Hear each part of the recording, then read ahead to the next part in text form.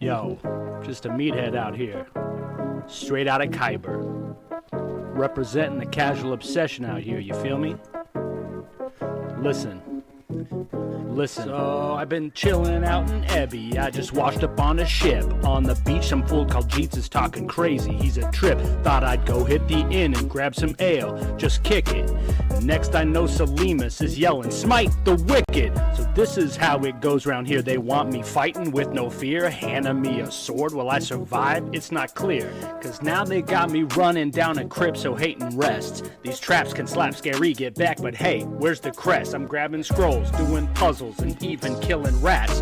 And spiders from the floor? Yo, can't y'all get some cats? I'm guarding crystals from cultists. You know my weapons, they smoking. This Drexel hand is evoking. Suspicion spells are being spoken. This is my adventure, it's my journey. All my trainers out here got me learning. With some gold I paid a friend called Byron. Monsters come around here, that boy Wylin in Korthos. Yo man, who really runs this place around here anyway? Mayor? What? Coin lords? Huh. I guess if they're paying, I'm playing, you feel me? Shoot.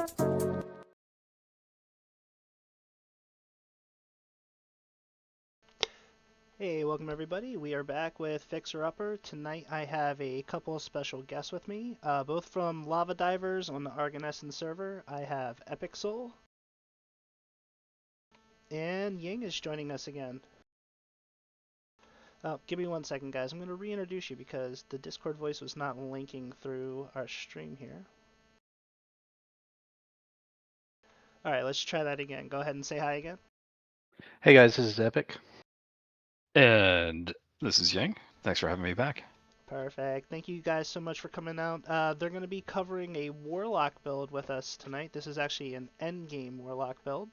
But before we get to that, I just wanted to mention really quick that once again this year, I have decided to join Standing Stone Games in their efforts to raise money for Extra Life. Specifically, the charity is the Children's Miracle Network of Hospitals. So if you were thinking of subbing or tossing cheers in the chat tonight, instead of that, I just ask you, even if it's only $1, consider donating to that cause. And the link to where to donate is now in the chat if you choose to do so. So, guys, tell me a little bit about the Warlock build. What made you decide to want to play Warlock? Oh, I blame Epic. So I'll just preface this by saying we're both Warlock enjoyers. So I played Warlock for probably a year before Dragon Breath got nerfed in Update 66. And I really enjoyed it. I like the playstyle. I like some of the tools that it can bring to like running R10 legendary quests. Just not like it as a caster. I've played every caster out there. I've played Alk, Warlock, Sork, all that jazz. And I just like Warlock the best. Yeah, I would say the same. I played a Fiend Warlock for a little over a year. Your traditional Dragon Breath and Ruin and Greater Ruin. And I like the simplicity. I like being able to click the left mouse button and just run. And yeah, I was a little disappointed after the Epic Destiny nerf to casters or some of the Epic strikes and transitioned off of Warlock for a little bit.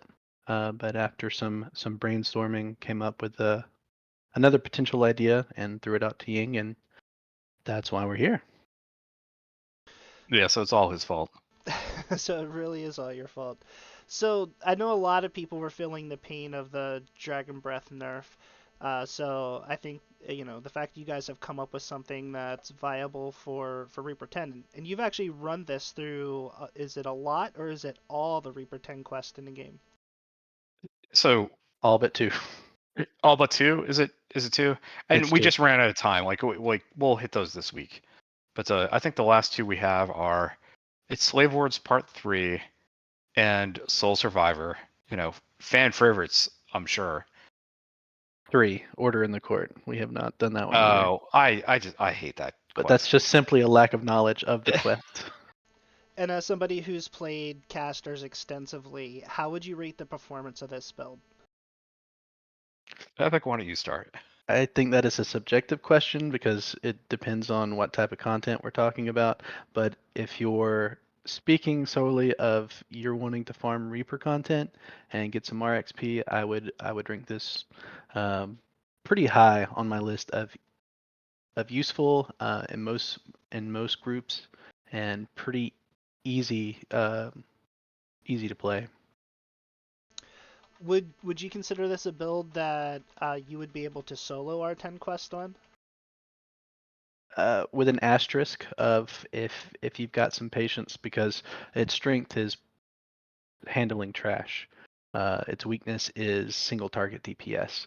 And Ying, you can talk about some of our uh, adjustments that we've made in doing this duo R10 live because we're used to playing characters that put out quite a bit of DPS, so we had to come up with some fun tactics to handle dooms and red name bosses. Well, yeah. So one of the things we did equipment-wise, and we'll dive deeper into this, is that we actually have a like a weapon setup for single target damage. It maximizes the pack damage and the crit chance that you get. So that definitely helps out. But like Epic said, well, when you're soloing, you have to be creative when you're dealing with red name bosses because they just take a while to kill. So you've got to kite them around. You got to find a perch spot. You've got to charm stuff to keep it busy. I mean, there's a couple different things that you can do, but it's really dependent on like what quest you're running and what you're trying to solve at the time. Okay. And you had mentioned something earlier that you guys collaborate on this build a little bit.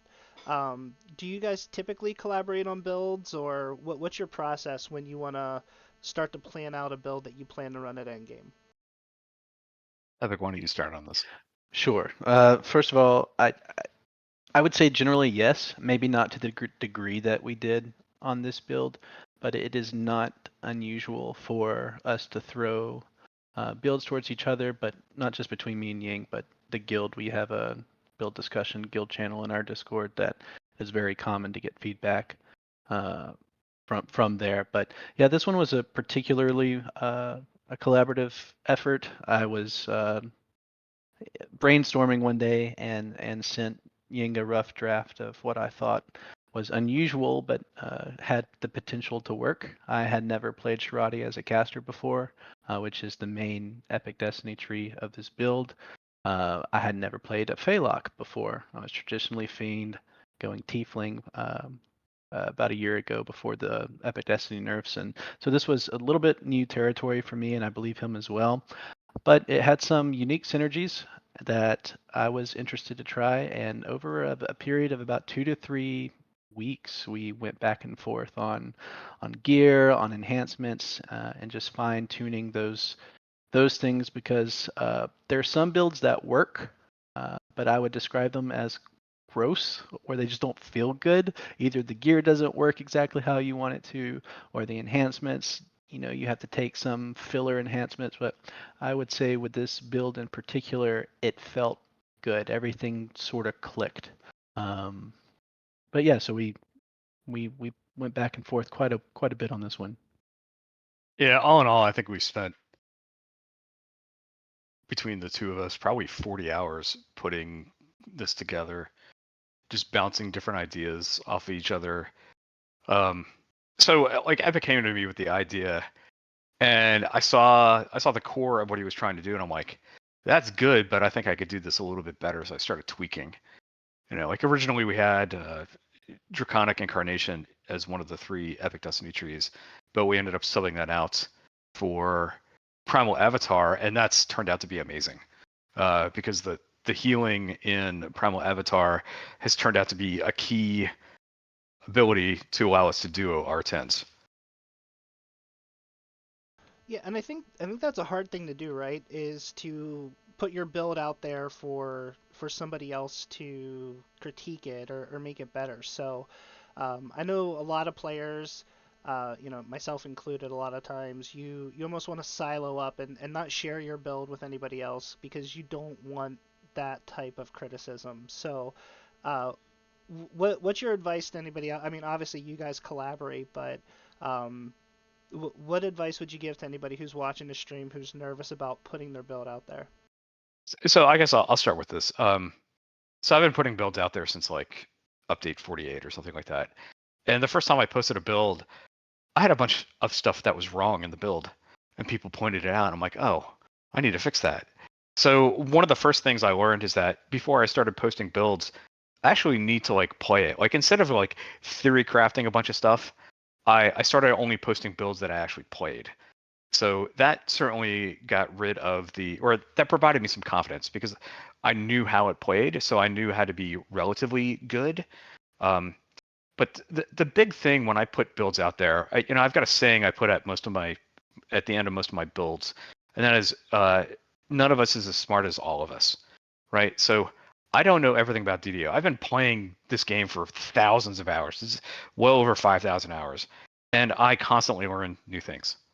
So instead of having like this straw man attitude of, hey, I've got a build out there and I think it's good and it works in this one particular situation, whatever, I look for like, I try to steel man it, right? So I want constructive feedback. I'm like, hey, is there a better way to do what I'm trying to do here? Is there better gear? Is there better feat selection? And by better, generally that means, can I do more damage, right? At least that's my take on it. Epic, what about you? I would say that if someone is listening or watches this and their intuition is one of apprehension about sharing a build, I would say that that's understandable. We've all been on the forums or certain discords and encountered people that are difficult, and who knows, I might have been one of those people, depending on the day. Uh, so I get it.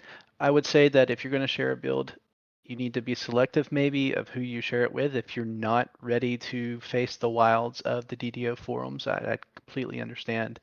It's also good to preface what type of feedback you're looking for. So you just heard Ying say that when he's looking for feedback on a build, his primary goal most of the time is how much damage can I do? Is there improvements I can make to do more damage. And that might not be your play style, right? So we're talking about Reaper 10s, or when we come up with builds where push content or R10 rates. That's kind of our goal and our focus. But if you're looking at knocking out as many racial past lives as you can on a single build, providing that context is good when posting a build to the forums or Discord so that people can accurately give you the type of feedback that you're looking for. Yeah, Yeah. that's well said. I guess one other thing I'll add to that is try to check your ego at the door, right? I mean, you've got to have some thick skin when you're inviting feedback about something you've invested a couple dozen hours into, right? From a like write-up perspective, and you really want to defend it, and you really want to prove the other people wrong, but sometimes you're just wrong, and you have to accept that. So just be humble, and your life will be a little bit better off for it. Yeah, well said. I think that, I notice from folks that I've played with, you tend to be maybe not reluctant to take feedback, but a little more insular in terms of the community. You always run with the same people, you're in the same discords. Really a few years ago when some of our folks started to branch out and they started getting feedbacks from other players they weren't used to running with who had different ideas, there was a notable difference in terms of character performance once they took that step. So yeah. All right, so let's go ahead. Let's hop into the build itself. I normally start with the race choice. So you went Tabaxi for this. Why Tabaxi?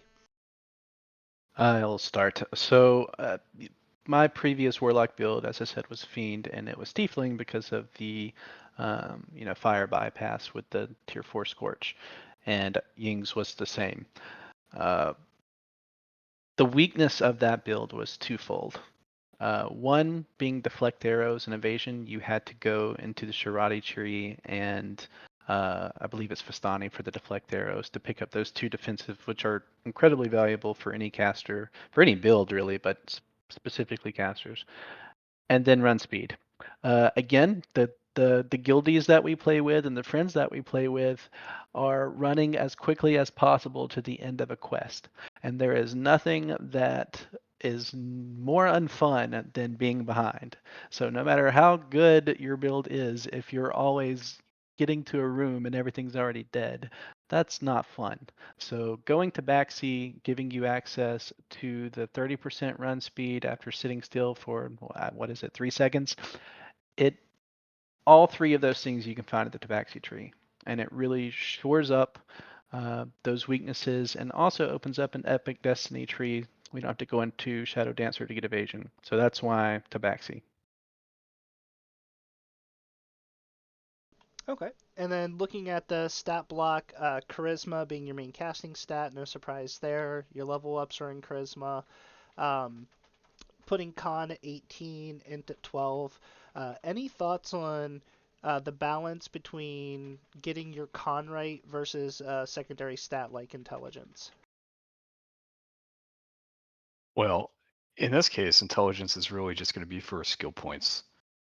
And for a warlock, aside from spellcraft, which you want to max out, you want 1 point in UMD, and everything else is kind of like, I don't want to say unnecessary, but it's well, let me take that back. So, like, I consider UMD and search to be the most useful skills in the game, because search, you got to find hidden doors all over the place. UMD, because I'm constantly using scrolls to res people, to greater restoration, to greater teleport. I mean, whatever's available out there from vendors in terms of scrolls, I want to be able to cast it. So those two skills to me are really important. So I want enough intelligence to get those skill points. And Warlock only starts with, I think it's 2 skill points, right? So by the time you deal with spellcraft and sort of like whatever else, you run out of spell points. So you can't max out search, you can't max out, and you don't need to max out UMD, to be fair, on a warlock, because you got so much class. I think you get +10 as a class bonus, and then you're charisma based. So I think right now with 1 point in UMD, I'm sitting around like 60 UMD, which is more than enough to cast any scroll in the game. Yeah, and I'll just add to that the purpose of this build being R10s, you want to land your DCs, do damage, and not die. So those are your primary objectives. You're going to max out con and your primary casting stat. Important to this build that's not important to other warlocks is the performance skill, since it also boosts your sonic spell power. So that was Oh, a that's right. consideration as well. Now Ying loves his search and I love my spot. I don't like dying by invisible mobs, so we diverge on that one, but other than that, I completely agree. Yeah, thanks. I forgot about the whole perform thing. I mean, it's another 11 spell power, so yeah, that's worth it. Absolutely. Okay, great. So go ahead and walk us through the feats. I'll just ask a couple questions along the way. So, looking at level 1, I see you took Quicken right up front. Now, most casters say, hey, I like to take Maximize or Empower first. On a Warlock, why do you like to take Quicken first? Epic, why don't you address the feats? Okay. So Warlock is unique in the sense that its base blast does not accept meta magic enhancements unless you go Enlightened Servant and the Cleaves do. But this build does not. So you're basically looking at Evard's Black Tentacles, which accepts meta magic. Um, and that's not a great justification, in my opinion. So it does not take Maximize or Empower. That leaves you with, wanting to cast what you do cast quickly, whether that's buffs or consume or stricken, because leveling up, I mean, I'm hitting cone and blast, and that's about it while I level. So quicken is just one of those nice quality of life that you're going to need anyways at cap. And I want it while leveling just to make the experience a little bit better. Want me to Okay. keep going down the list, or Yeah, I was gonna say, why don't you take it away with the feats, and I'll just chime in if something stands out. Absolutely. So let's stick with heroics. My goal was to maximize DCs, which can be seen by the Wizard Past Life, but also the spell focus evocations, but also crit chance. So I'm not taking mental toughness and improved mental toughness for the spell points. I'm taking it for that measly 1% spell crit chance that stacks up to 3 when you take all 3 mental toughness, improved, and epic. That might not seem like much, but when your warlock, and we'll talk more about this later, I'm sure, gets so much spell critical damage, it is key part of the build in making sure you're critting as much as possible. Um, so yeah, outside of those and the enlarge spell, which again for a caster running Reapers, you want to be able to cast from a large distance or from a long distance. So that was uh, a no-brainer for most DC-based casters. Um, and let's see, can you move your mouse down just a little? All right. And at 18, yeah, it took greater spell focus evocation. It goes into epics. Epics is a little bit fewer choices, so it kind of writes itself in epics. You get your epic blast and your epic pack dice and bolden spell for DCs. Epic spell power Sonic boosts your Sonic spell power and crit damage. Epic mental toughness again gives that 1% crit chance. Epic spell power Light. The reason you take this is there's an enhancement that we'll point out in the Warlock trees that changes your base dice from force to evil. And evil scales off of alignment spell power and light spell power. So increasing our light spell power also increases our base pact damage. And yeah, the last two are just DCs because though this is wanting to maximize its damage, it also achieves pretty good DCs, and I would say I'm pretty happy with being able to land most things in Reapers. Great. I think we only skip one feat, and it might be the most important one, and that is the Pact feat. You took Fey Pact. Okay. Yeah, so again, I've only played Fiend up until this point. Um, the build started out by considering things other than Draconic. Um, Warlock has an issue of lacking bypass immunities. So you got Sork, Alchemist, uh, Artificer, they all have a way of bypassing immunities to the element that they're casting. Warlock does not. And that's unfortunate because you're pretty much stuck to whatever feat you select at level 1. If you choose fire, that is your pact damage, and you cannot change that without TRing. So Sonic has an advantage that there are incredibly few number of mobs resistant or immune to Sonic throughout the game. And in fact, you can ask me and Ying because we kept track of it both in heroic leveling and throughout Epic and Reapers. Just very few. So that while we do not have immunity bypass, it mitigates that issue. So that's one. That's I say one reason. That is the reason we started out with the Fey Pact. Ging, do you have anything to add to that? Yeah, we started out there, but uh, the the vulnerability that's available in Fate Singer for the pack damage is a mitigating. It's a way to mitigate the epic nerfs that happened with the Destinies in update 66. So, uh, so there's a couple of things here, right? And without getting too far ahead in the discussion, but the gear for Sonic also works. Because so between Epic and I, we've played every flavor of Warlock besides Fae.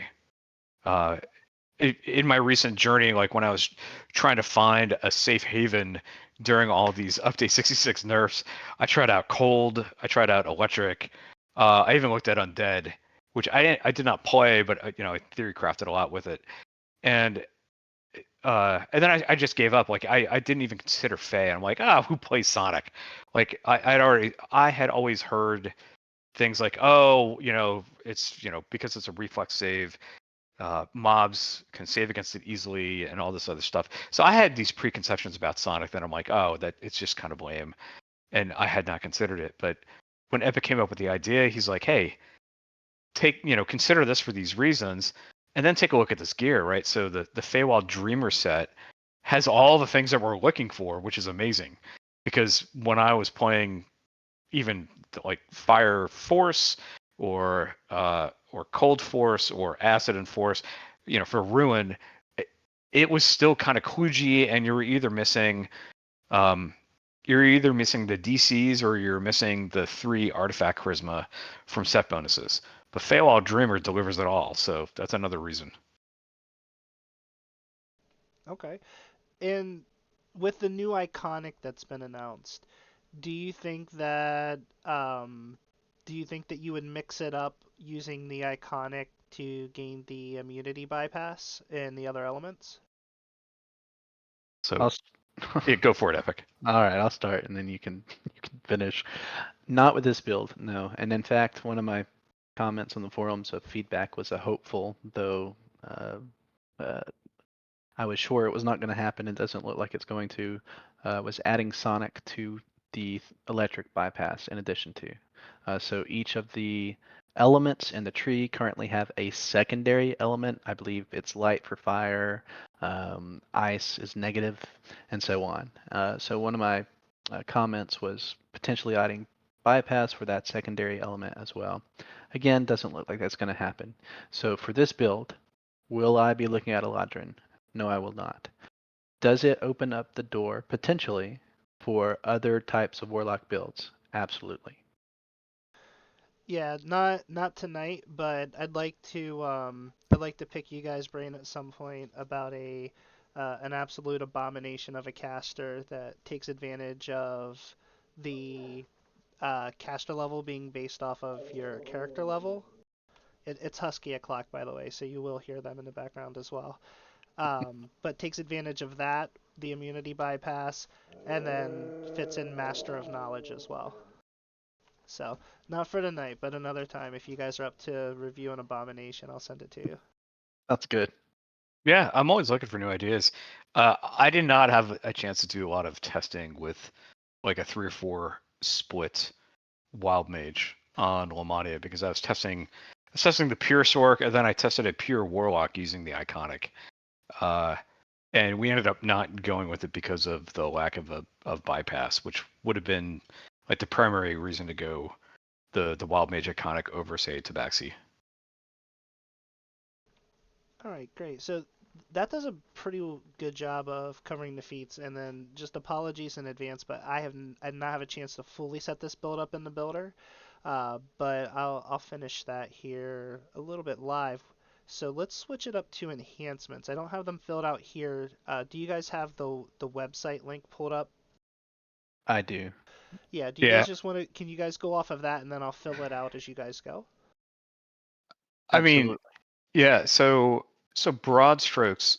So Tabaxi, you basically you take all the cores, and then you go up to tier 4 where you get evasion and you get the 18-second movement speed. You get deflect arrows along the way, and I think as filler, yeah. So take the tumble away, because we end up taking slip out of danger 3. Yeah. So take forced agility, and then what do we have? 2 other points left. Sorry, I don't have the build up. Let me do that.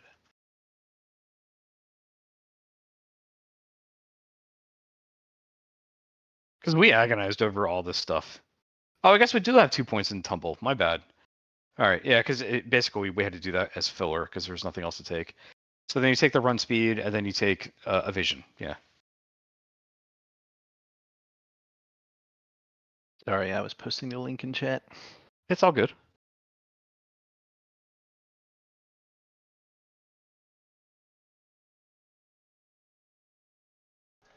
Yeah, so while Griglock is filling this out, basically here we're looking to get cone because that's the primary shape that we use, at least for clearing trash.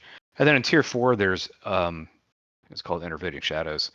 which is single target for bosses and whatnot, because it does 150% damage. That Oh, is no, that's greater Tainted hunter. Scholar. Sorry. Yeah. So in this tree, the core 5 is 5% crit chance, and that is why you're Yes. investing so much into Soul Eater. That's right. Because again, crit chance is king on Warlock. Yeah, and it's kind of the philosophy with Warlock. So what really differentiates Warlock from other nukers is the fact that it gets 60% crit damage from the Tainted Scholar cores. And you want to maximize on that as much as possible. Because if you don't maximize that, then why are you playing a Warlock? Like, why aren't you playing, say, Sork, which has got a much faster like cast time and a shorter cooldown, or Alchemist, right? So you can do like double multi-vial between the SLA and the spell. Absolutely. Or Druid if you want the temp hit points, right? And the bypass. And it plays well. And you'll see in the Epic Destiny trees the healing utility spells that we do take. It also takes advantage of that 60% crit damage. So even though our positive spell power isn't incredibly high, we're still healing each other. I think I crit you for around 7-8k with Oh yeah. Reborn in Fire, and Cocoon hits you for around 900 to 1,000 on a crit tick. Yeah, on a crit. And we don't have any Mm-mm. devotion crit or positive crit slotted in our gear set. Yep. So it's incredibly useful. And speaking of potentially flavor things with a new Wild Mage tree, is 60% crit damage with the caster level thing could be an interesting thing to explore as well. well, the thing is, and I actually get some feedback on the forums about this. Trying to do like a Wild Mage Warlock split doesn't quite work, because if you go 3 levels in Wild Mage, you end up losing the 5% crit from Soul Eater. You end up losing 30% crit damage from Tainted Scholar. And right away, like, those two things are like, okay, there's no way that 3 levels of Wild Mage can close that gap. I agree. Yeah, and you need 4 levels minimum to convert your caster level to character level anyway. Right, yeah. So, yeah, it's a little bit tough. I mean, I think there's some guildies were alluding to some like 3 or 4 level Wild Mage splits that they were excited to try out, or they did try out at Lamania. So I'm eager to see that stuff when the update comes out. So before we move on to enhancements, I just have a couple quick questions. Talk to me a little bit about Tainted Scholar and hit point management from there. You go first. Stanch is amazing. I mean, it is your bread and butter for not dying. So, all right, a little bit of philosophy when building characters out. I tend to focus my builds on like high skull content, whether that's legendary quests or raids. So the rule that we have is don't get one shot, because if you're getting one shot, there's nothing that you or a healer can do as a reaction to try to mitigate the next thing that happens to you, right? So if you're getting one shot, you're either doing content that's way too difficult for you, or you just have to accept the fact that you're going to get one shot. Like high skull raids are like this. If you're not a tank, you can't take a hit, so you build out for dodge instead, right? But in this particular case, we wanted to be able to take like 2 hits in limited situations, right? So there are going to be times where we have to sort of like face Tank of Doom while we're beating on it. So, one of us takes a hit, and then the other one heals them, and Staunch is sort of like that band-aid in the middle that we use to just provide a little bit more time to react. Whether that's running away or finding a spot or just whatever. The Stanch best go ahead. The best use of staunch you're gonna find is when you don't see a Fear Reaper and you have a couple of stacks already, popping staunch, so that gives you sufficient time to kill it without you dying. That has saved me many times. Yeah, that's a great example of it. And how useful do you find faint health to be? It's useful. I mean, we're running around with 109 or 110 charisma, depending on the weapon set we've got. So that's another. I mean, who doesn't want another 110 hit points on their build, right? Effective hit points. Uh, it's not amazing, but it all stacks together. I mean, it stacks with Snatch, so you get that. Um, it stacks with the Cocoon, the 150 temp hit points you get, so it all adds up. Yeah, it's not much, but in Reaper, if you're in combat, I mean, you're not able to heal yourself effectively anyway, so anything that isn't affected by the Reaper penalty is good. Exactly. All right, one more very important question, and then we can move on to Epic Destinies. And that is for Fey Dark Illusionist, why did you choose the Fox? I actually don't. He doesn't, I do. Okay. I choose the Fox because it's the least annoying model. It doesn't. So I hate the pseudo dragon personally because it's always flapping in my face, and I think it's a mob half the time, and I'm like, I just don't want it. So I picked the Fox so it follows me around. Ground level. Makes it very easy to differentiate. And Greg, Awesome. I know you want to move on to Epic Destinies. One last thing I do want to point out in Tainted Scholar is Tier 4, the Confuse ability. I forget the actual name of it, but in the middle, there you go. Yeah, Bewitching Blast. So this adds a 10% chance for you to confuse a mob. Uh, if you've got Cone running, which you should, this procs a lot. And there are other procs that we have built into this that effectively, I would say this build is the king of control. Not the king of damage, but the king of crowd control. There were very few mobs that we encountered, whether you're talking about um, Despair Reapers or constructs. It didn't matter. We were locking it down somehow, and that ability right there is part of it. Great. Because we are getting the Eladrin race soon, we're going to have one more racial point, which means you'll reclaim one of your points from the Tabaxi tree. Greater Color Spray requires 10 AP, and you're at 7. Any chance you'd rework 3 AP somewhere to pick that up, or do you think it's not worth it compared to what you're getting from these two trees? I tend to think that we have so many CC options as it is that an additional one isn't going to do anything for the build. You might have a different opinion, but that would be Nope, mine. I agree. Personally, and you also don't have time, right? I mean, when you're sitting there blasting away, where's the meme? And then I started blasting. Uh, you don't need greater color spray. So Epic actually just posted a video to the build thread, and I think it clearly demonstrates why GCS isn't necessary. Between the nerve venom that we get from tier 5 of Shirati, between the confused proc, and between the LGS ice that we have offhand, it does a fantastic job of just making mobs stop in their tracks. And then on top of that, you've also got Mass Hold Monster. You've also got Avard's Black Tentacles, which, by the way, there's currently a bug with, and essentially it will kill you. Oh, how's that work? It deals damage to you yourself or other party members. All right. We actually don't have to get into that. Should we move on to destinies? Oh, I think I lost you guys.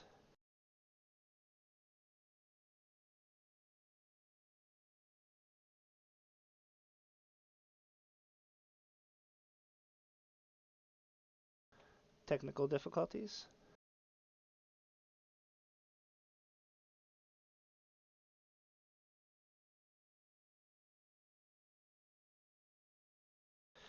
Alright, I'm just gonna try reloading Discord sound because I lost both of you guys.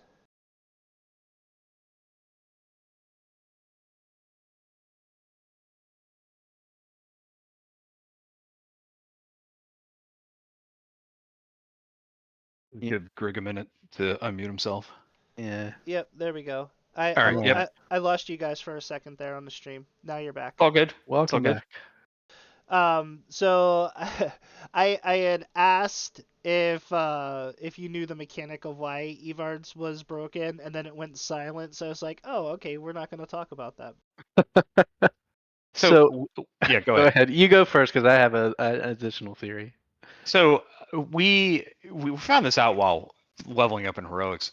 We're pretty sure it has to do with colors of the queen, right? And then in Sharadi, there's also an equivalent or the same actually with the double rainbow proc, where you can also roll on the same colors table. So, like for example, we turned it off and we saw a reduction in the amount of times that we're dying from it. Or actually in heroics, I turned it off and I never caused myself or Epic to die from it. So that's how we were able to figure it out. Yeah, pretty positive. It's colors of the queen or the Sharad and the Sharadi stance. Uh, one thing I've noticed leveling or not leveling, but playing solo is I'm wondering as well if it might be location dependent, and what I mean by that is it has happened in the same spot in certain quests to me, and it's normally very tight quarters with mobs in there. So I am curious if it also depends on how the mobs are situated and the type of room you're in, but that's just completely conjecture. And it sounds like a pretty educated guess. But okay, all right. Well, let's move on to Destinies. Kind of walk us through what you're doing here. You take it. I took enhancements. All right. So as Epic put it so eloquently in his write-up that he did, we had to reimagine Warlock without Dragon Breath. I mean, there's no argument that Dragon Breath was the best Epic strike for nukers by far. But with the nerf, it really came down to an amount of damage. It was underwhelming compared to like Eldritch Blast. Not saying that EB does more damage, just that when you look at the cooldown and everything else, it's like Dragon Breath isn't all that. And personally, if I'm gonna be in Draconic, I want to have Ruin. Because of the tier 5 ability, and that's just it's just a different build. So we took a look at the Epic Strike, so Phalites. We're like, hey, why aren't people using Phalites? So we started experimenting with it. It's a 6-second cooldown, so the damage on it is not amazing. It's only 1d6 plus 3 per level, compared to like Dragon Breath, which is 1d6 plus 5, and then Dragon Breath gets upgraded to 1d6 plus 10, right? So comparison wise, this is really lame damage. But it's on a 6-second cooldown, and it's got some CC effects, right? So the CC effects here are just like Greater Color Spray between the blindness and everything else. So it's great for a controller type build, and that's what this build is turning out to be, right? Epic mentioned it earlier. This is not the king of damage. It is the king of CC. I would definitely give it that title. I would defend that title. Anyway, so that's the primary strike that you're using. Essentially, it usually goes like 3 Eldritch Blasts, and then a Phalites, and then you rinse and repeats. And then somewhere in there, you'll throw out Tentacles or a Mass Hold. But aside from that, we're just going up the left-hand side because of the Mantle. And we really want to go to tier 5 here because the Nerve Venom, even though it's only 7%, it's amazing. It works on pretty much everything. And with Eldritch Blast, each blast has a chance to proc it.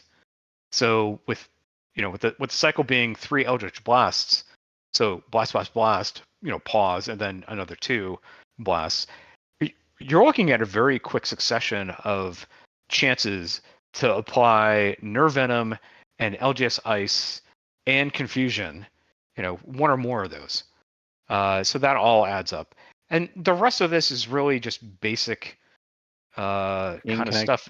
Yeah. Go ahead. I am gonna interject here, talking about epic strikes. I want to backtrack just a little to the feat discussion where I said we did not take maximize and empower. So Ying and I had further conversations about if we were to take maximize and empower, what's taking advantage of it. Phaelites can use meta magics, but that was not enough in our opinion to justify 2 or more feats. Even having conversations about level 34, we get another feat. What are we going to take? Are we going to try to squeeze in ruin? Those types of things. The build just cannot justify maximize and empower or intensify for meta magics. Now, another reason we took Phaelites and why I started looking at it originally as well was there's not a whole lot of options for Sonic SLAs. You have Fate Singer, and yeah, Pluck the String is great if you have meta magics. Otherwise, it's not worth stopping your blast to cast this 2-second cooldown SLA when it just slows down your basic attack anyways. But in tier 2 of Shirati, Stay Loud on the left side makes Phaelites whatever option you pick. So we picked Stay Loud, which is sonic damage. That changes the force damage of Phaelites to sonic. And if you were to choose light or force, it does the same. So that was one reason going Phaelites as well. Yep. And I guess 2 other things I want to point out in this tree. So tier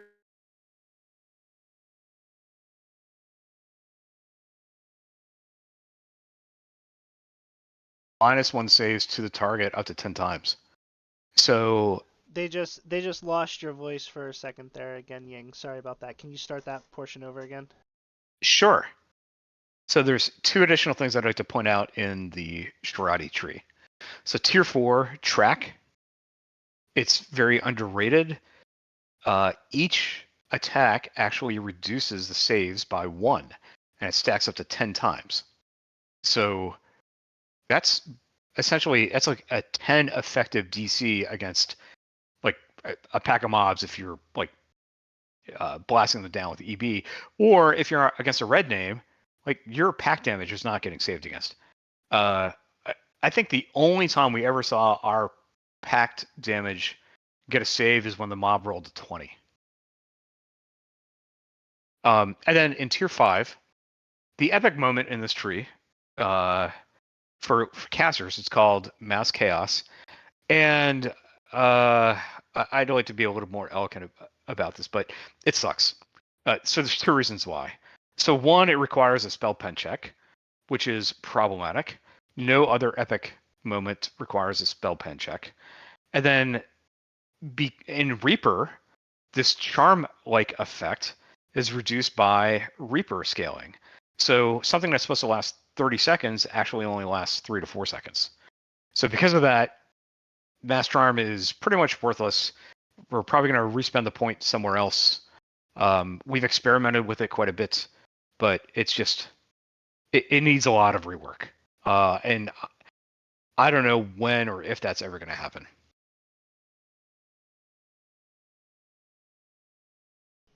Okay. And then we can move on to Primal Avatar. This is relatively quick. So in the early tiers, we're just looking at some healing options.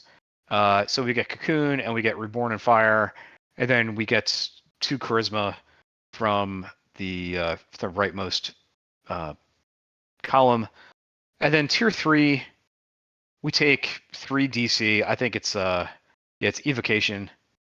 Right. So we take Evocation and we take Conjuration as our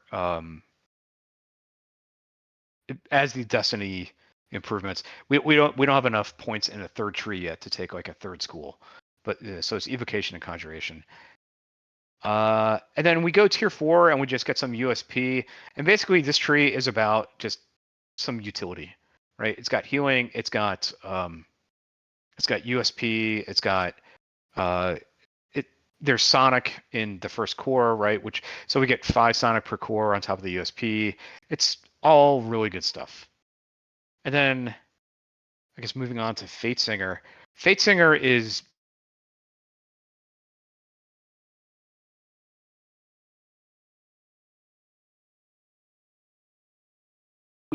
we've experimented with taking the epic spell in this tree, or the epic strike, and using that as sort of like a single target DPS, and it's underwhelming without maximize and power, intensify, and all that jazz.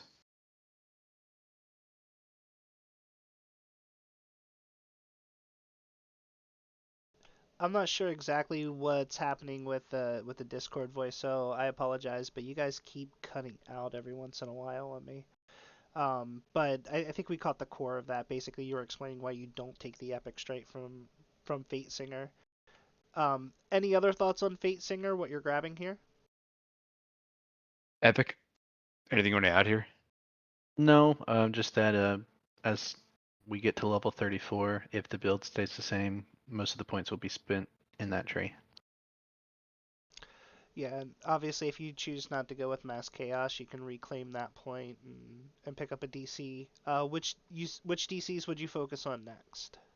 Probably, maybe Illusion. I say maybe because the Phalites, which is what the Illusion DC is for, is already pretty high. In fact, I think it's higher than Conjuration at the moment. And we didn't really have many saves when it came to Phalites. So we're going to feel it out with the new content. Like what makes sense. Um, I experiment. agree. Yep. Yeah. All right, great. Well, you guys are setting a pace setting record here. We have 38 full minutes to talk about equipment. I'm happy to There's do a it. lot to talk about. So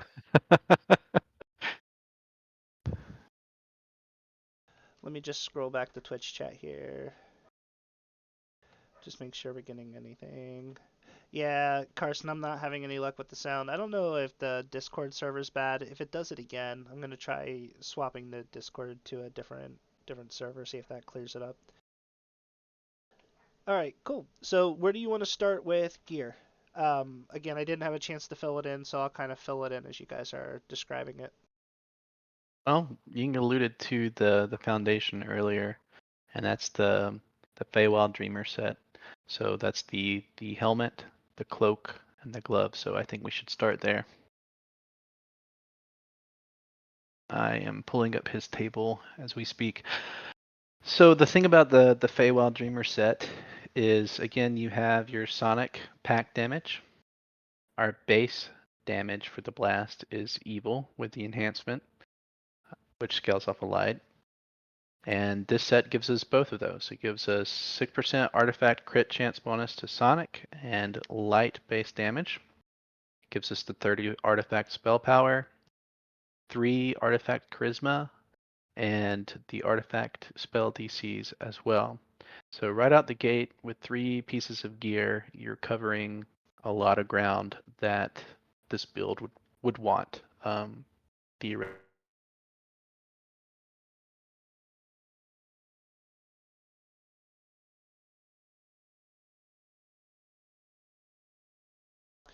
All right, Played around. give me 1 second. I'm gonna swap the Discord to a different server here real quick. Okay.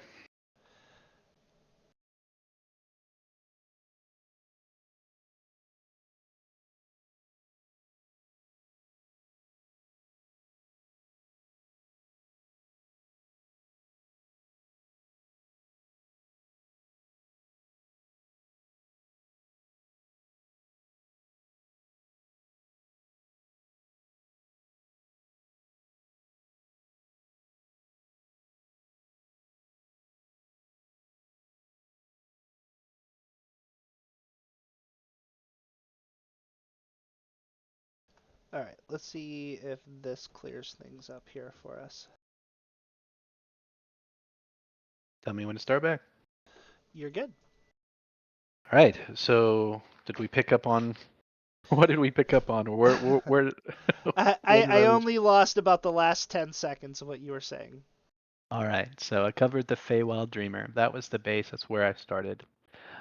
Following that, and again, in my mind, I knew I had 14 gear pieces to play around with, and I wrote down all the set bonuses ideally that I would want. And how can I squeeze as much of that into 14 gear pieces as I can?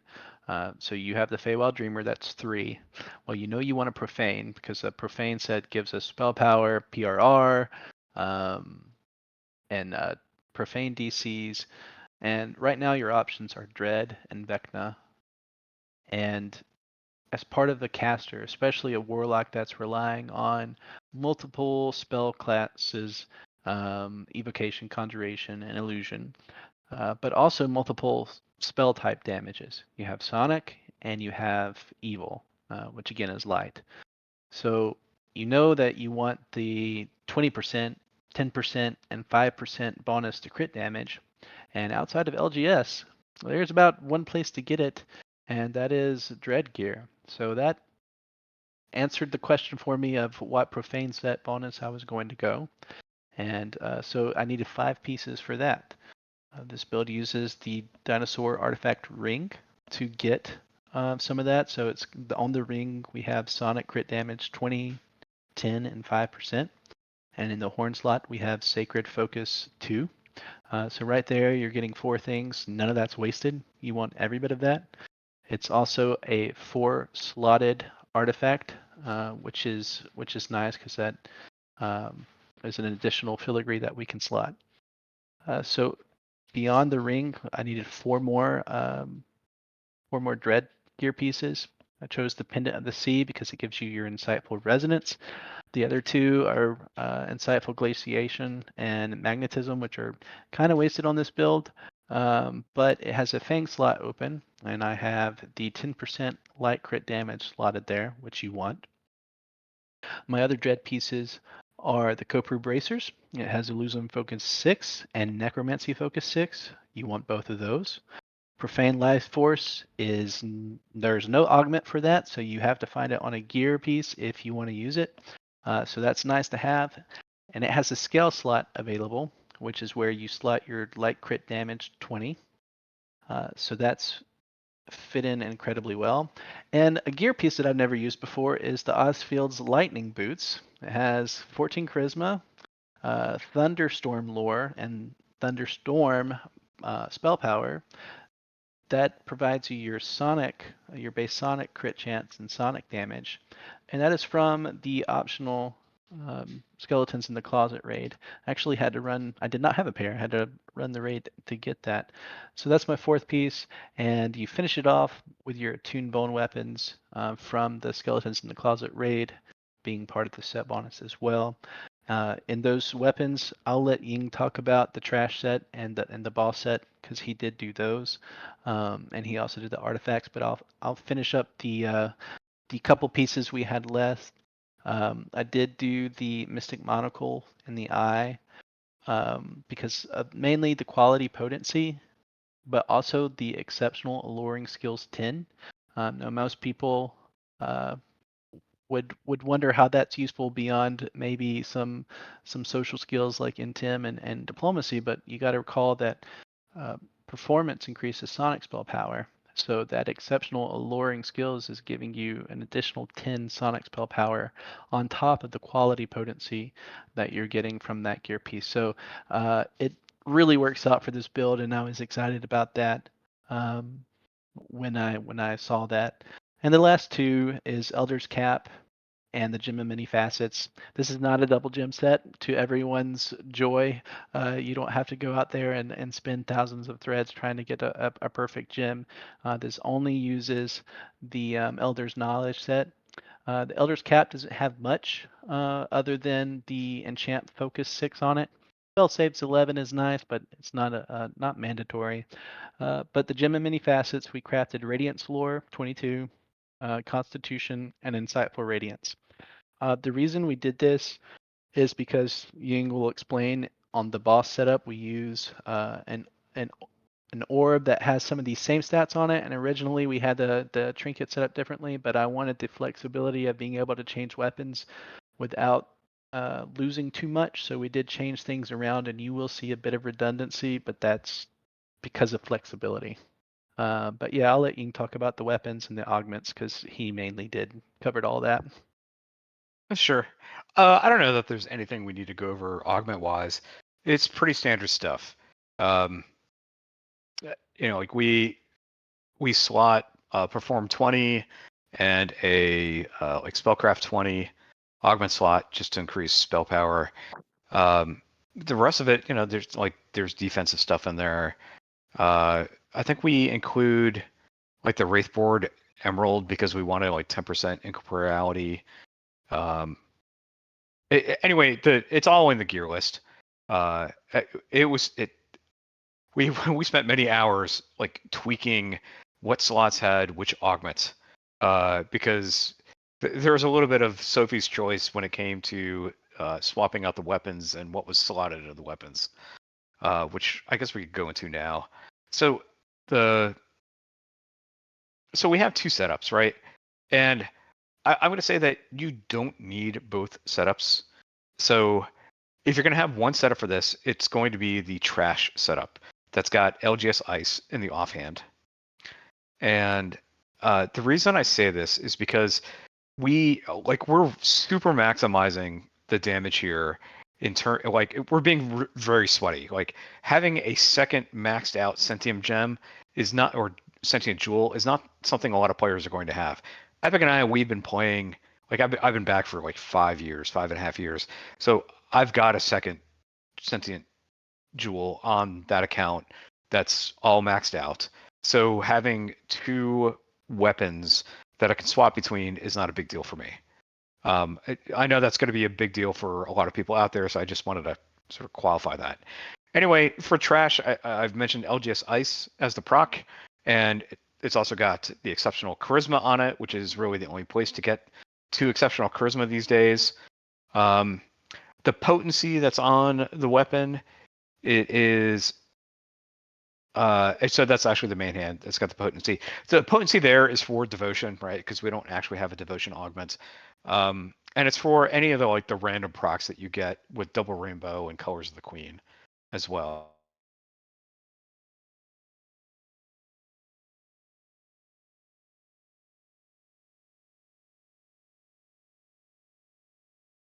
Slotted anywhere else. Yeah, we didn't. So that essentially was the Did you evocation lose us DC. again, Gridlock? Yeah, I lost you guys again. Discord is not Uh. cooperating this evening, but only again, only the last 10 seconds. Okay.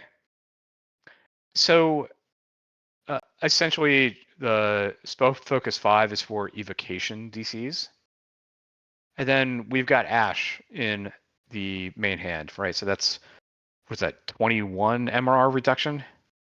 Right, so we do more damage there. We slot Radiance 153 because we can, because it's one less thing we have to craft on the gem. I try to shoehorn in all of these spell power types. It's a pain, so we had to get creative here. And then I'm not going to go over the augments for the offhand or for the boss beater, but I'm just going to say the reason that we have a boss beater set up, it's twofold.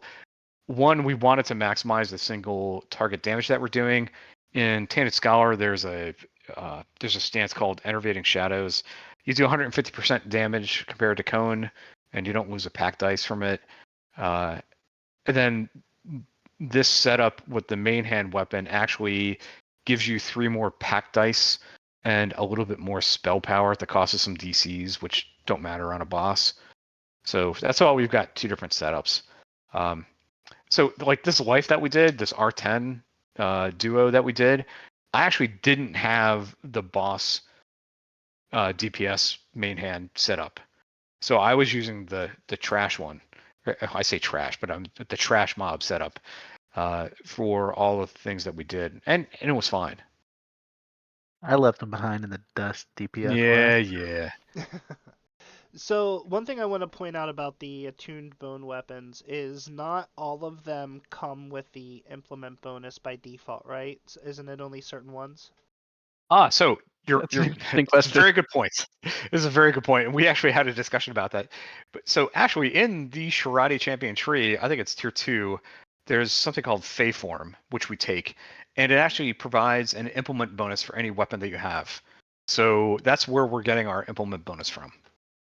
Originally, Ying had the idea of taking the implement bonus in the what is it, the Fade tree. You Fedark Illusionist. And I noticed one night playing that I did not take the enhancement and that I still had implement bonus, and we had about a 15-minute confusion of trying to find out why we still had an implement bonus and I was not taking that enhancement. But yeah, you already get it from the Yeah, it's Shirani tier tree. 1 on the right hand side there, Greglock. It's like shadow weapons or illusory weapons. Yeah, that's it.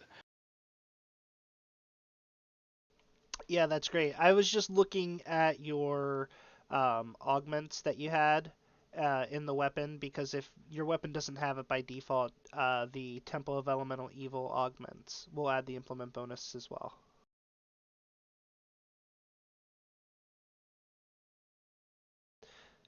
And because I was talking, I lost my guest again, of course.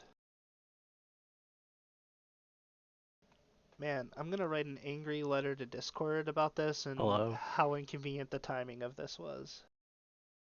Don't they know they're only supposed to have issues with Discord voice when I'm not streaming? So, man, I was just going on rants last week about how I don't use DDO's in-game voice because Discord's so much better, and this is what I get. That's funny. Um, but yeah, no, that's awesome. And what about the filigree setup? We didn't go there yet. Sure, I can touch base on that. Um, Basically, we're maximizing for DCs because if you can't land your actual spells, you're not much of a caster. It's So at the top. yeah, it's at the top. It's with the other gear. Yeah, sensing weapon right there. Um, so we're stacking charisma as much as we can, and Otto's 4-piece and the Eye of the Beholder 4-piece each provides +2 DCs to all spells. So between those two set bonuses and all the other charisma in this tree, uh, it's quite a bit of DC that we're actually getting out of this. Ying, touch on the imbues and the MRR. Okay, sure. So we actually have 7 imbue dice for this build because one of the things in Charade is that for every 7 imbue dice that you have, you do an additional 1d77 damage in the Charade stance. So we ensure that we've got 7 imbue dice here, which is why we've got at least. So we actually have like 3-piece reverberation here, a 2-piece reverberation giving you 2 imbue dice, and then sonic spell power for the 3-piece. So that was, I mean, that sort of lined up. I don't know if anybody like on the dev team actually planned that out, but turned out to be pretty cool. And the thing about MRR is this build does not achieve 100 MRR without some help. We get there a lot from filigree. We get a lot of MRR from filigree, and I get the rest of the way from Mythic and Reaper gear, and I believe Ying gets there as well. Without it, I think you're around a 92, maybe a 94 MRR. So just be aware of that. If you try this build out, you'll need a few Reaper Mythic gear pieces to cap that off. Yep, for sure. Yeah, we got lucky. Both of us got lucky with some Mythic Reaper gear, and I'm setting at 100 MRR on this build. Yeah, and that's one of the things I love about the builds that you share after you've played it. I mean, these extensive write-ups that you do for these builds are Just a great resource. They get high praise from anyone I've talked to who has reviewed your builds, which is why you stand out, I think, in the community for a lot of what you do. One thing in particular you note here is that slots 7 and 10 are bugged and they're not applying the bonuses from raid filigrees right now. I did not Correct. know that. Yeah. So that bug's been around ever since Sentient Jewels came out. We pointed this out to Tonquin, I don't know, about a year ago, and I don't know how deep he looked into it, but he wasn't able to figure out like what was causing that. So for now, just sort of document it and move on, and you can mitigate the issue yourself. But I mean, there's plenty of stuff like that in DDO, right? Where yeah, that's kind of a bug. Yeah, there's a way to work around it. So we're just going to work around it because the devs want to focus on things that are more impactful in terms of like new features and whatnot, which is, I mean, fine to me. Yeah, I think it's small enough that most players wouldn't notice that it wasn't working. So, but hey, it's really useful that you guys figured it out. So that's great. Thanks for sharing that. Yeah, and just one comment about all the build calculations and stuff that I put in here. So everything that's included in the build guide is sort of the aftermath of me figuring out a build. Because one of the things I like to figure out before I actually build something out is, does this idea I have actually have the DCs to actually be a solid, competent spellcaster, right? So I usually start off with like DCs, and then I'm like, okay, if the DCs work and I actually get the spell power up to a point, well, if I can get it there, then my next question is like, well, what kind of like defenses do I have? I'm a big fan of light armor and evasion. So light armor because it's got a 100 MRR cap. Um, with evasion, you don't really need the 100 MRR cap, except in situations where it's area of effect damage or you're dealing with dots. And there are plenty of places within quests where there are dots, whether it's like Sorry guys, I lost you again. I don't know if you can hear me on the stream, but Discord is not our friend. that's where MRR really matters. Anyway, We're back. And that's where MRR really matters, is where you came back to us, Ying. Sorry. okay, all right. Well, I mean, just MRR matters because dots. That's what matters. One of the benefits that we get out of Primal Avatar as well is that in our spell selection we took protection from elements, so we actually get it's 675 spell damage absorption against the elements. So I mean that's pretty chunky. So when you're dealing with a dot that's doing 400 a tick, you know, two of those ticks are pretty much going to get absorbed by that buff, and then you can recast it, right? So to kind of like ride out the rest of the dot that you have. So maybe there's a different answer from each of you if I'm lucky, but do you guys tend to mouse click everything, or are you strictly keyboard commands? I'm not a clicker. I can be a clicker if you want me to be, Greg. No, you're both primarily just keyboard commands for everything? I barely touch. I have like one or two things that I might click on that I don't use regularly, but everything else is hotkeyed. Yes. Yeah, Okay. for combat related stuff, it's hotkeyed. Now, I mean, you can't hotkey everything. So I mentioned earlier that I use a bunch of scrolls, whether it's heal scrolls or Greater Resto or whatever, and all that stuff I click. I mean, but that's fine. That's usually out of combat. So I think one thing that I've gotten requests for as we've been sharing builds, this is actually the third month I've been doing this now, um, is people are asking for hotbar setups, and not for the entire hotbar layout, but they want to see your primary hotbar. That way they can get an idea of how you cycle through your attack rotations. So is there anything you'd be willing to share about that? So I think Epic posted a video of him soloing some stuff. So he shows off all of his hotbars.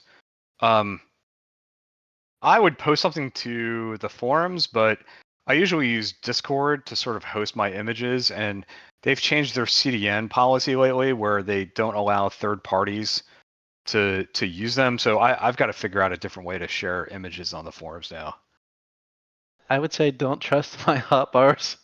I've got my hotkeys set up the way that I have them worked across all of my characters, so it's not intuitive.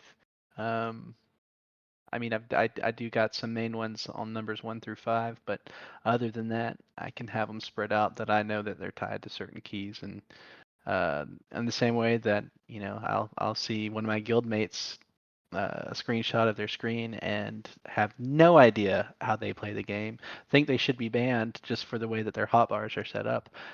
So it's different for everybody. But I mean, if you're asking about basic attack rotations, that's a different story. And Ying kind of hit on that early on that, you're wanting, with this build in particular, you're wanting to, depending on the group. So duoing, we would always try to lead with something like a charm to try to group the mobs up on something other than ourselves. That would be followed up with tentacles or a mass hold.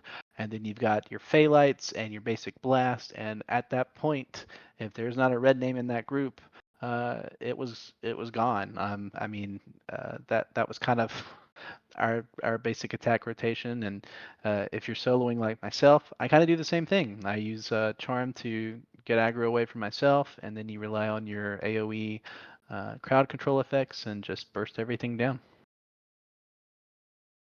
So we have a few minutes left. Talk to me a little bit about how you would see this build working in raids. Are there any particular raids you'd recommend the build for? Any raids that you'd avoid playing this build in?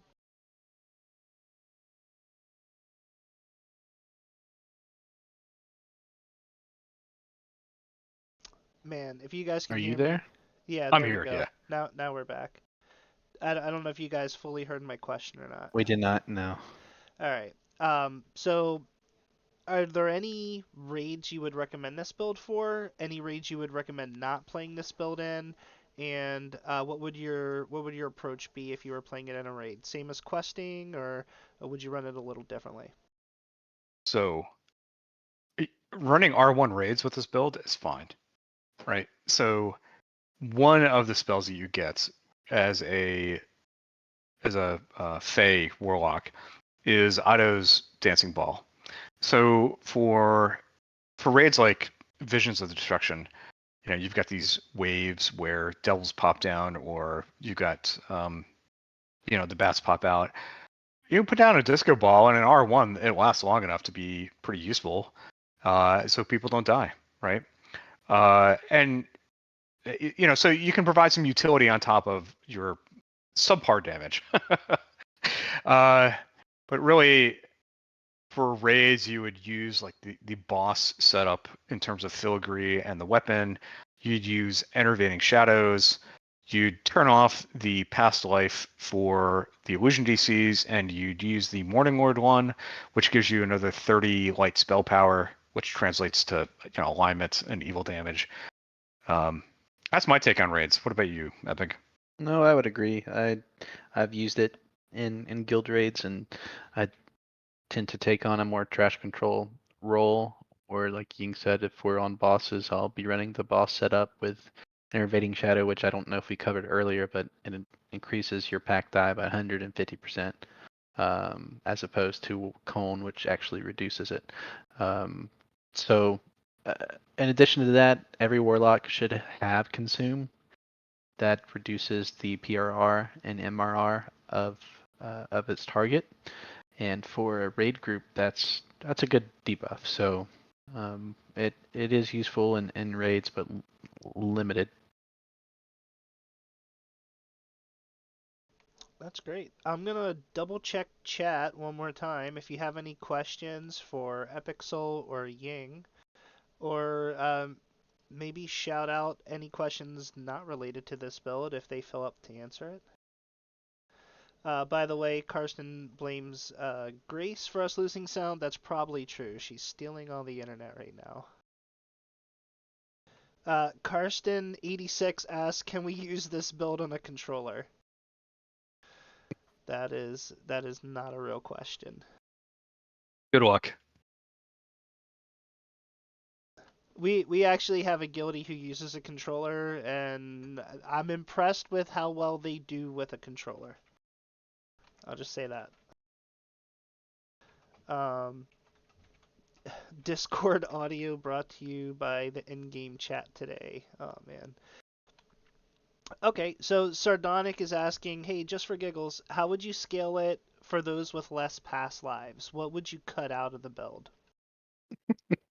Sardonic, we actually had a brief conversation about this before the video started, and the short answer for me is I don't know. So I do. So let me pontificate for a Okay, moment. go for it. So you would cut out most of Fate Singer. The only thing you would take in Fate Singer is the 30% Sonic Vulnerability, which I think is a total of 3 AP, right? Not ideal, but it gets the job done. Yeah, so the Harmonic Resonance, and then your first core, and you're done. So that recoups, I think we have 13 in that tree, or 14? You have 15 in that tree. So you recoup 12 AP right away. So without any past lives, you're at 61 AP at level 32, and the max is 75 if you've got all the past lives and tomes. So that's a 14 AP difference. So from here, we reclaim 12. I would take the 2 out of Mass Chaos, and that's your 14, and that's what I would do for like a first life version of this build. unfortunately I'd already moved Mass Chaos over to Fate Singer to pick up an Illusion DC. Yeah, and that's fine. I mean, like dropping that illusion DC is okay. Your illusion DC is in a great place already because it's not apparent in the builder or even in the game, but epic strikes are they start with a base 20 DC, right? So it's not like 10 plus your level of the spell, it's just base 20. So it's 20 plus the relevant school plus your highest stat modifier and whatnot. So it's already in a very good place. I would say so. I have a character I'm working on now, my fourth favorite tune, and it's got to do racials, and I do fully intend to use this build because it was a pleasant leveling experience all the way 1 to 32.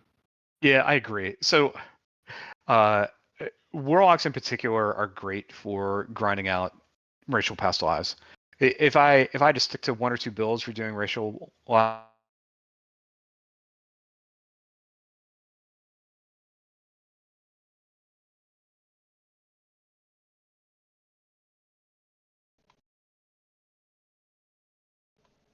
Okay. Sorry about that. I'm back again.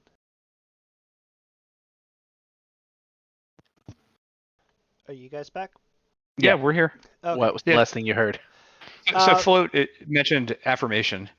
So surprisingly, neither Epic nor I have affirmation as a swap.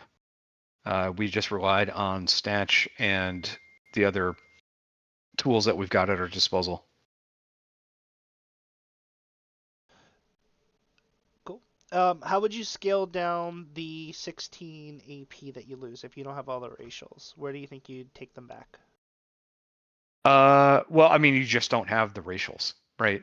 Okay. You basically lose the racial tree, uh, which like you lose evasion, you lose deflect arrows, you lose 2 DC. None of that is earth shattering, but it is definitely quality of life for sure.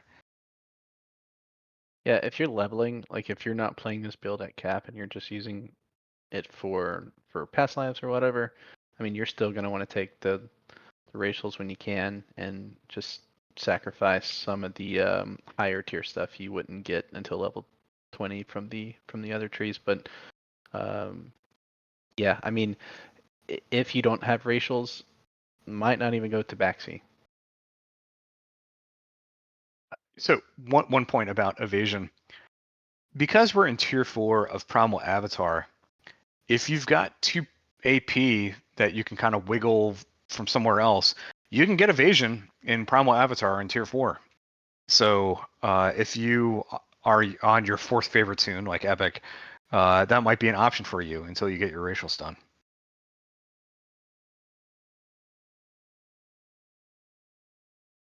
Awesome. Well, let me throw you a little curveball, leaving this build behind. So I know you're reluctant to call them seasons of this, but Lava Divers has been hosting this ongoing First Life raid challenge. Is that still open if folks want to join you guys?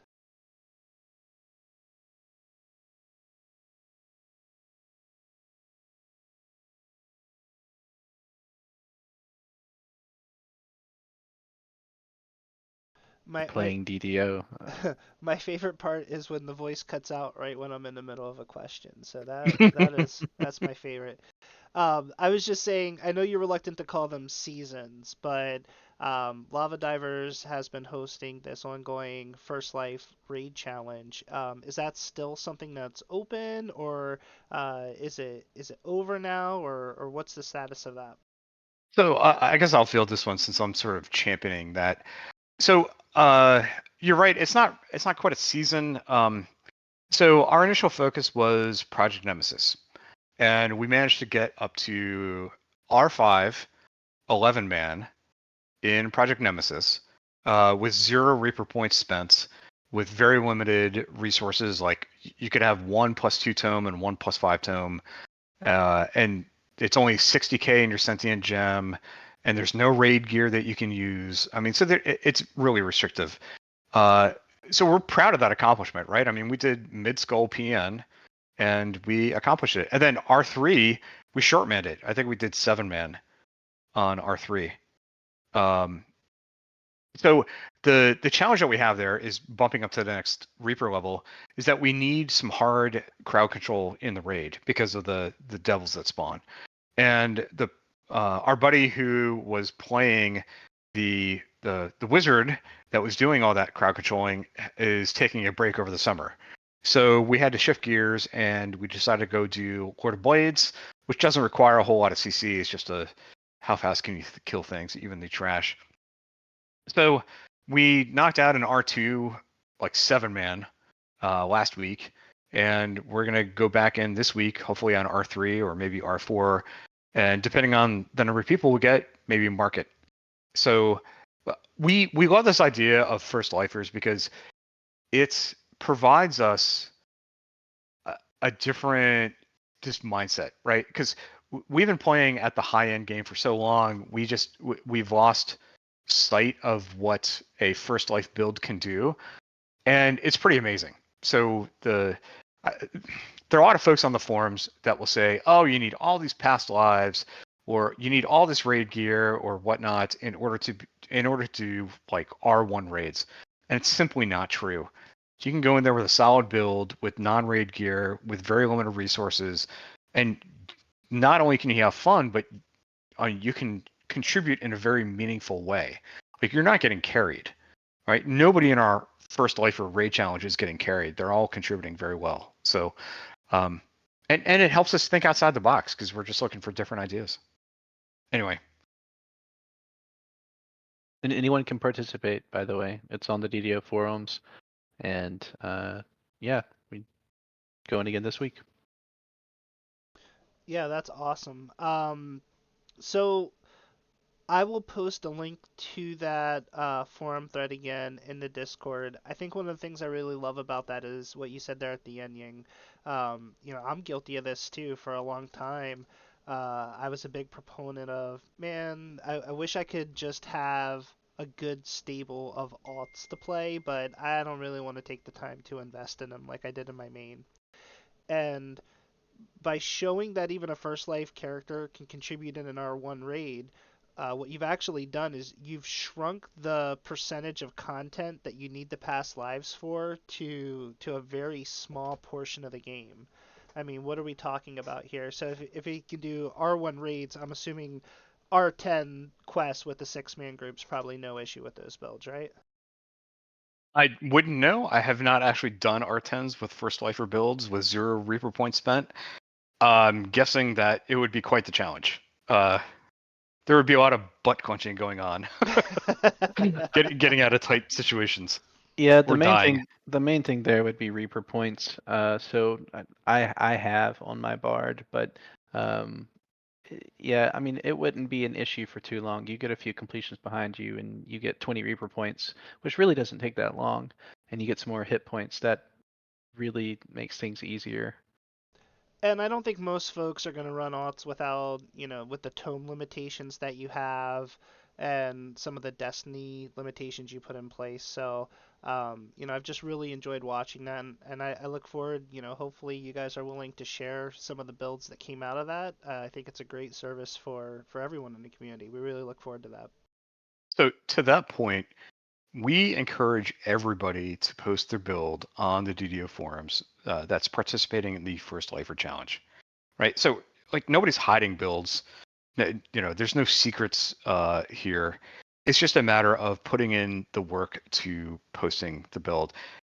And I've kind of set a high bar for people, right? Because they see my write-ups and they're like, I don't have a dozen hours to like put into writing a write-up for this. I don't know if I want to do that. That's a lot of work.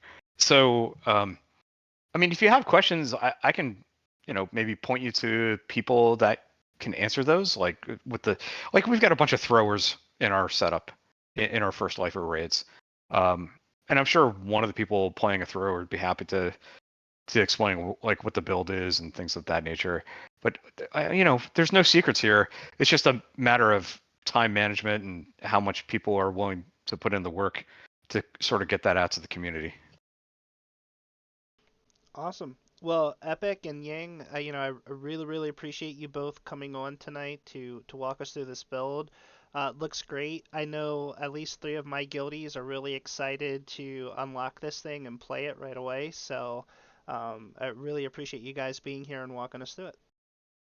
Thanks for the Thanks invite, for having Greg. us on. So things to look forward to coming soon to a theater near you. Next week I will be having Praetor on. He is an endgame tank player. He's gonna walk us through his thoughts on tanking at endgame and share a specific build with us. Also, Matrim is getting a lot closer to version 2.0 of the builder. I'm really excited about that. It's going to allow you to break a build down as you level it up, so you can do a level 5 capture, level 10 capture, what the build looks like. So that's going to be interesting to see, and when it is ready, he's going to come on the stream, he's going to walk us through that. And then at some point, Epic and Yang, I'd love to have you guys on to maybe talk about game theory a little bit. I know you guys have been very successful at raiding in general, so I'd love to have you on at some point in the future for a general discussion on raiding and how you prep as a guild when you're going to tackle your next raid. Absolutely, be happy to. Sure, be happy to talk about it. All right, guys, that's going to do it for Fixer Upper. You can catch me normally streaming on my channel, which is twitch.tv/the DDO Experience. If you want to see this build, the very best resource is the forum thread that Epic and Ying posted. You can follow the link to the write-up of the build. Highly recommend you ask any remaining questions you have there.